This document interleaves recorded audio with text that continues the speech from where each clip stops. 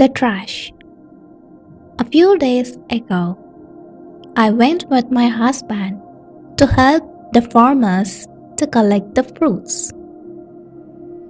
The day was quite hot, and soon the owner brought each of the helpers a bottle of water. He proudly exclaimed that he had gotten them for as little as 15 cents a bottle. It's more comfortable than drinking water from glasses because you don't need to wash them. Seeing the dozens of plastic, Camel asked the owner if she knows how much it costs to collect and then treat this garbage.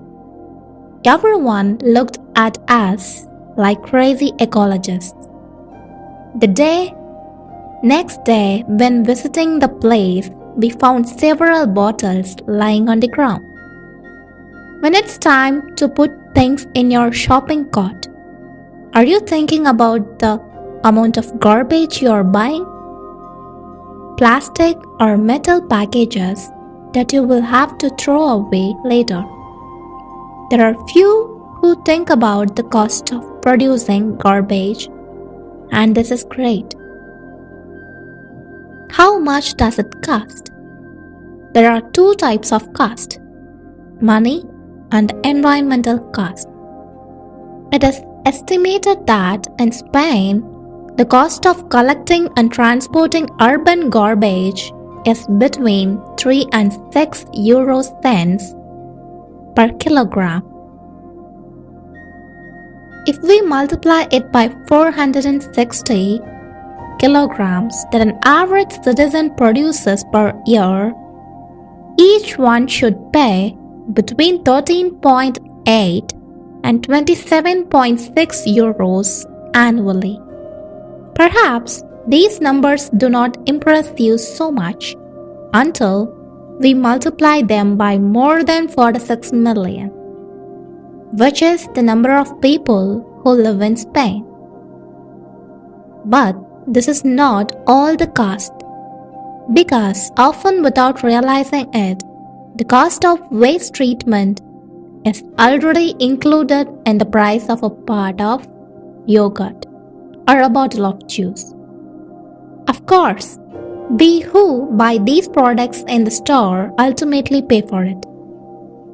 There are currently more than 123 million people living in Mexico, and each citizen produces an average of 1 kilogram of waste per day. Without going into exact numbers, it is enough to say that every year the community spends billions of dollars for the treatment of garbage, and only for 10 to 15% of all this garbage is recycled. Everything else is wasted along with the money. And this large amount of money is still not all we pay. I'm remembering my beautiful country, Honduras, with its extraordinary nature and the bottles swimming in the river, empty packages of sweets thrown in the streets, and large islands of garbage in the seas. Although most of them come from other countries, the problem grows every year. And that is why we not only find ourselves with dirty places, but also with fewer tourists that affect the economy of hundreds of people. Throughout Latin America, the number of companies dedicated to dealing with garbage is growing, which is very good, but this does not solve the problem when we produce millions of tons of garbage every year. The most effective solution is to bring and produce less garbage at home. That is, buy less garbage. I have not been able to give up all the bags or packages either. However, since we became aware of this, we have considerably reduced the amount of garbage we produce at home. The plastic garbage that used to be full every 2 weeks now lasts about 5 weeks. Some changes we have made are using reusable bags instead of plastic bags. When we go shopping, whenever possible, we choose glass instead of plastic. We buy grains, pasta, etc. in large quantities to avoid small packages.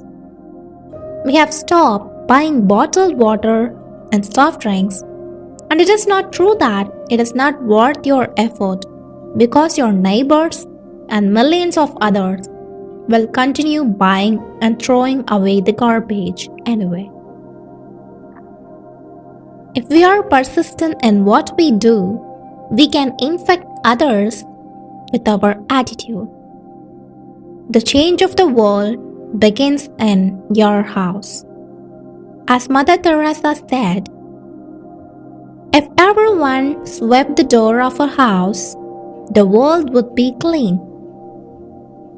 We have prepared the summary of the book Zero Garbage, where you can find more examples of how to produce less garbage and take care of the environment.